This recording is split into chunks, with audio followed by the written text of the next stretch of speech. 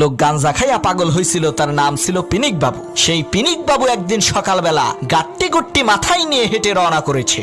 গ্রামের লোকেরা তাকে জিজ্ঞেস করলো, কিরে কই যাস? পিনিক বাবু বলল, আমি ঢাকা যাই। লোকেরা বলল, যাক আপদ একখান বিদায় হইল। পরের দিন সকালবেলা গ্রামের মানুষ ঘুম থেকে উঠে দেখে পিনিক বাবু বাড়িতে।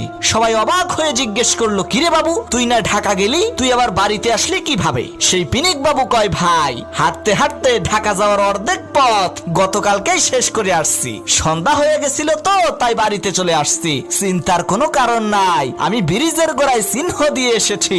আজকে আবার ওই ব্রিজের গোড়া থেকে হাঁটা শুরু করব, তারপর ঢাকা চলে যাব। শোনো মুসলমান, আমরা ওই পিনিক বাবুর মতোই ঈদের দিন সকালে নামাজ পড়ে দান খয়রাত করে আল্লাহ তাআলার কিছুটা নৈকট্য লাভ করি, তারপর নাচ গান অশ্লীলতার বেহায়াপনায় লিপ্ত হয়ে ঈদের দিন সন্ধ্যা করে আবার আমরা পথভ্রষ্ট হয়ে আগের জায়গায় ফিরে আসি।